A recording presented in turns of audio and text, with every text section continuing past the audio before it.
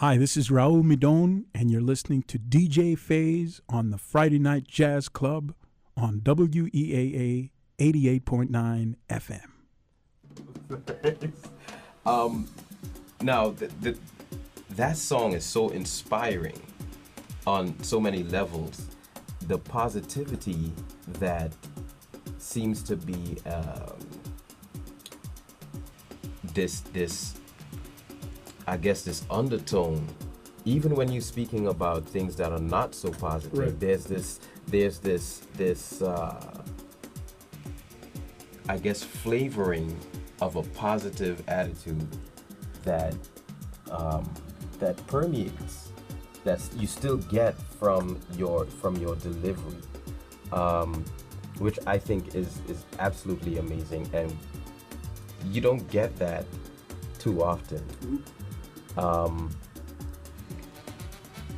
I just had to to say that. I think that's one of the things that sets you apart from so many of the artists that we hear on a regular basis, and it quite frankly, to me,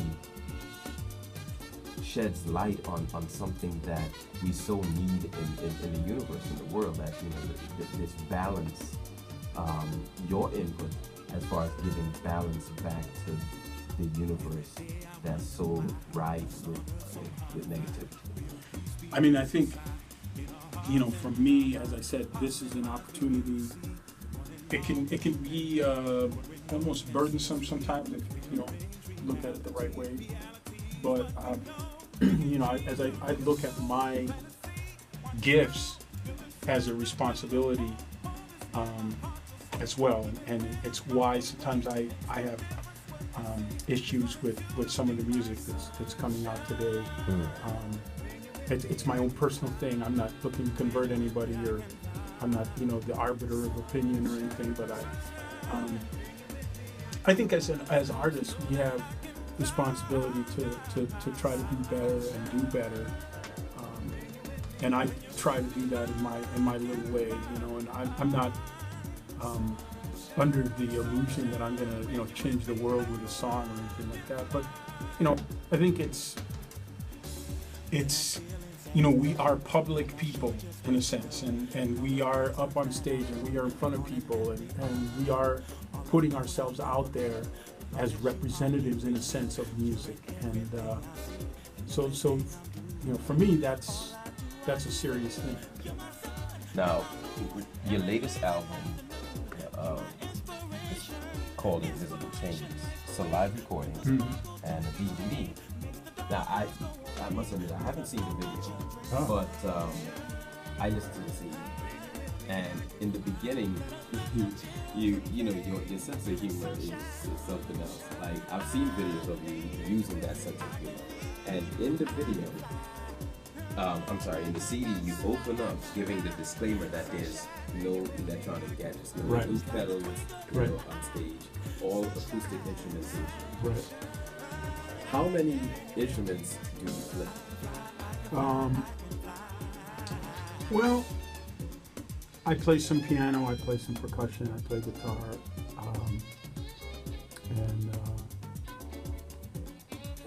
that's, I'd say, and of course I do the mouth trumpet.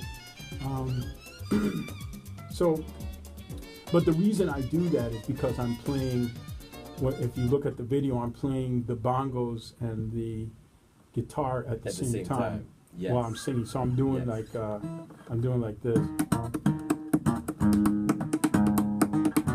So my left hand is playing the bass. Right. And this is a guitar, but my right hand is actually playing the bongo, and then sunshine, when you're with me I can fly. And then I do this.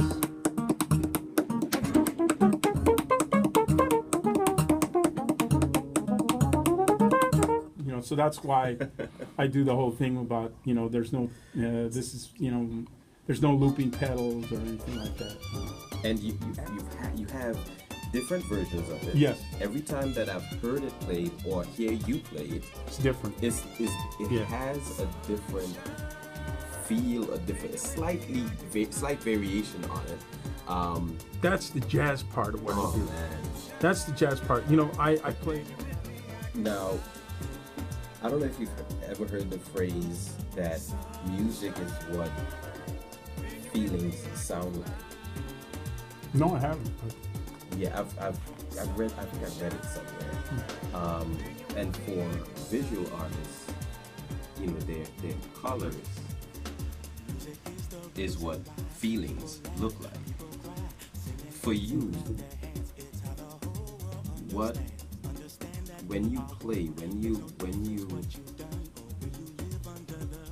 write a song, what do you feel? What do you see? What's in Raul's mind? Like Sunshine, what was going through your mind as you wrote and came up with the melody, came up with the lyrics to a song like that? You know, the creative process is very mysterious.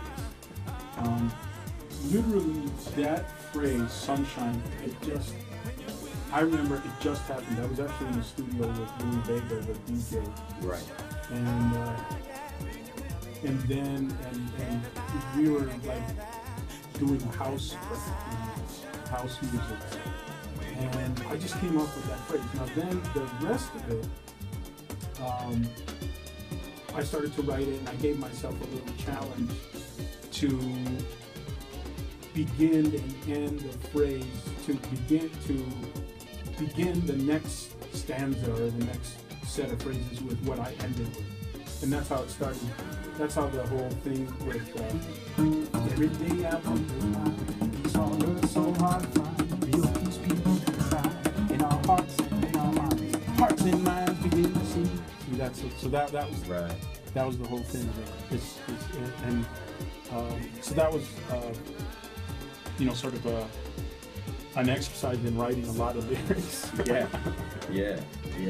In my mind, every time you touch your guitar, it's an electrifying thing that it immediately you connect to this. It's a beautiful thing. Well, it is a beautiful thing. Well, I hold it in my hand every day. So, I mean, that's the thing that I actually say on the record, Invisible Chains. I talk about this idea of genius, and sometimes I think genius is used to. It's almost like a way of belittling the work that goes into it. Mm-hmm. Like I remember it was like in basketball, right? They used to say like, oh yeah, Larry Bird is the intellectual guy and Magic Johnson is the talented guy. It's like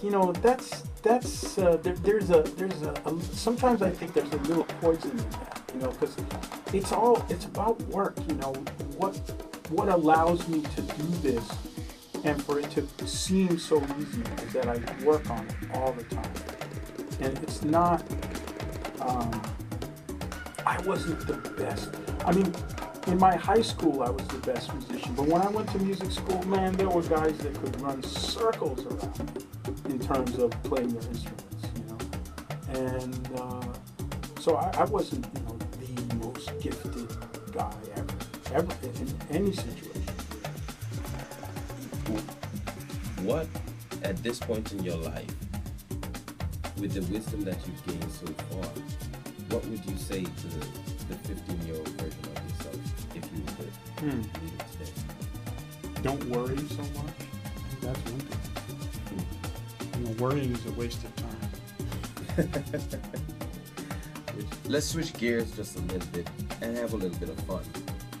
If you were to leave your iPod or your music player, or someone were to eavesdrop on you one random day, what would Raul be listening to? I have to say, I used to, before interviews, I used to try to come up with stuff that seemed cool, like that made me seem like I was really cool and I was up on it. And I don't do that anymore. The chances that I'm listening to something old are much better than that I'm listening to something that's new. Not to say that I wouldn't be, but the chances that I would be listening to Beethoven or Miles or Coltrane or Bob Dylan or Joni Mitchell are better than that I would be listening to, Bruno Mars or something like that. That's just the way, there's a lot of music that's been made. And I think the problem we have today is that there's so much music and it's all so available and mostly free, that it's sort of hard to figure out what's happening that's good, because there's so much out there. Not that it's not happening. Whereas, I know that I'm gonna put on Sketches of Spring and really like Mozart Requiem, and I'm gonna really like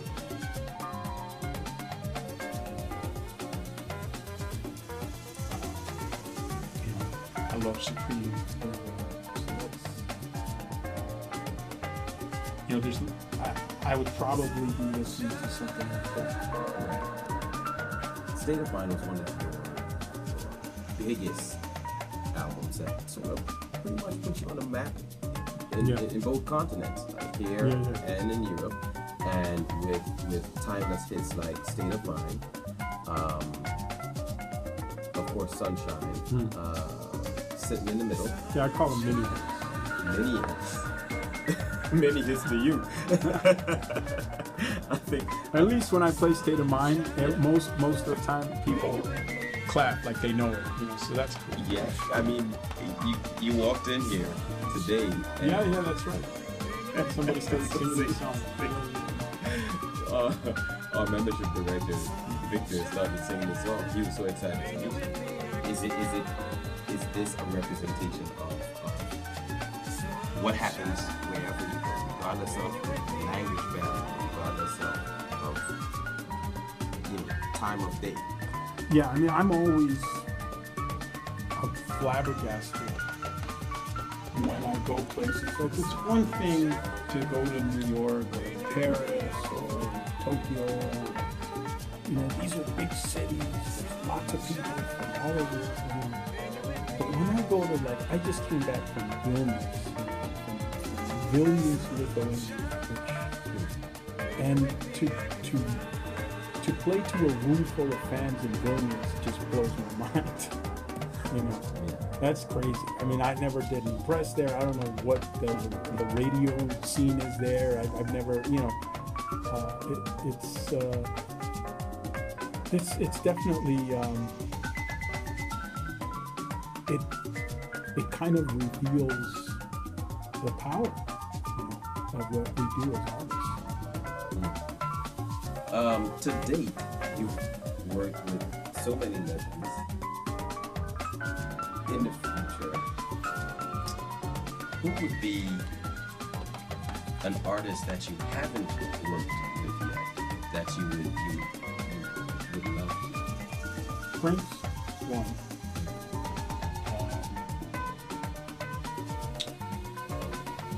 Chick Corea.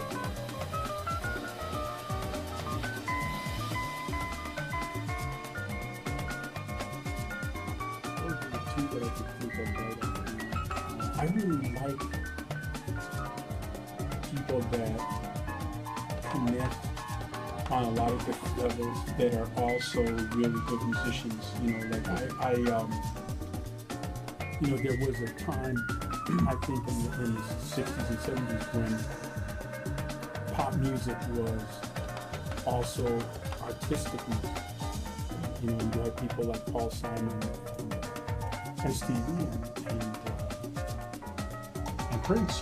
Prince is an amazing musician, and yet he connects with everybody. It's not like, oh, this is music for musicians. It's like this music for everybody, and yet it's also really interesting and innovative. So I've really. You're a twin, and your brother Mark were blinded as infants. Right. Your brother went a totally different direction to NASA as an engineer, and you went to music. Now, one of the things that is amazing is that you said that there was no backup plan. You know, there's no backup plan. Music is my thing, and that's all I'm gonna do. Well, in our family, we had this mantra. You know, there's, especially with going into the arts, there's this notion that, well, you know, you can do music or you can be a painter or whatever, but you know, you should, you know, do something as a backup plan. I'll never forget. I wanted to get a piece of equipment for blindness. This is way back when I was living in Miami. And they came over to sort of assess whether, you know, I really needed this thing. Luckily, I don't need help for that sort of thing now, but I wanted to see if I could get somebody to help me afford this thing. And they said, well, the problem is you don't have a job. Right. I was like, well, yeah, actually I do. I work a lot. I work and yeah, but that's not a real job. So I didn't get the piece of equipment because I didn't have a, quote, real job. And of course, that unreal job is what allows me to afford an unreal lifestyle. Yeah. One of the songs that we play here a lot is Pick Somebody Up. You mind blessing us with a different version? Sure. Well, let's see.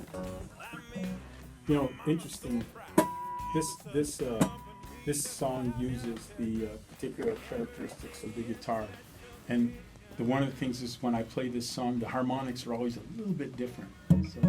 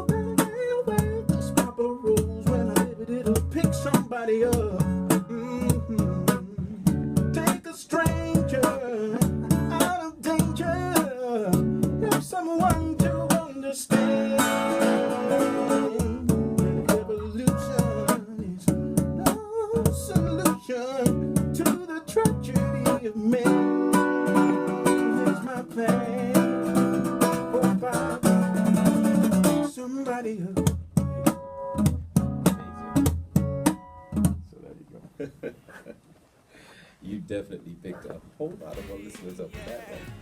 Thank you. So, speaking of the show on next Monday, what can folks expect to see, to feel, to experience at the Howard Theater on the 28th?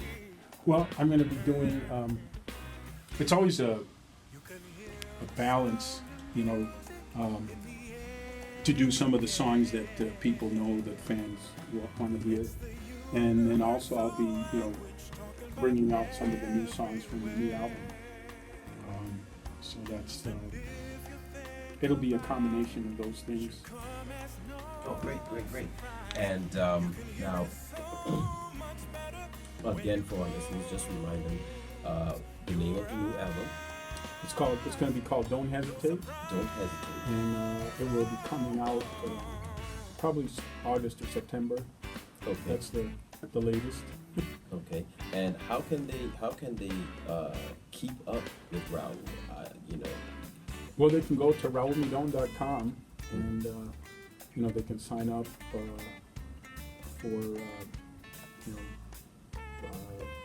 but they can follow me there, all the tour dates and everything that I'm doing there. And they can actually purchase. Yeah, they can. There's ways to purchase all the stuff, including the live album, which they can't purchase anywhere else. It's either there or on the gig, if I'm not mistaken. So the live album is something that you can only get there. Oh, great. Now, I truly just appreciated the time that we've spent together, and if I had my way, it probably would not end. And as we bring the interview to a close, what would be one gem that you'd like to impart on aspiring artists? Always, always, always be yourself. That's the way that you have the best chance of whatever success, whatever you're supposed to do with your art, your music. Be yourself. Don't let anybody tell you who you are or what you are. Great words. Definitely, James. Raul, I want to thank you so much just for being here and taking the time out of that busy schedule to stop by WEAA and stop by Friday Night Jazz Club to talk with us about your music and your art form. And I'm looking for. I purchased my tickets as soon as the tickets went on sale. I got my tickets to come see you at the Howard Theater with the wonderful and talented Avery Sunshine as well. So I'm looking forward to the show next week, and I'm looking forward to seeing your performance. This is going to be my first time actually seeing you perform live. Oh, great! Well, thank you so much. Yeah, thank you for having me. Yeah. So definitely, we appreciate you stopping by here on the Friday Night Jazz Club. Once again, folks, this is DJ Phaze. You're listening to the Friday Night Jazz Club on WEAA.org.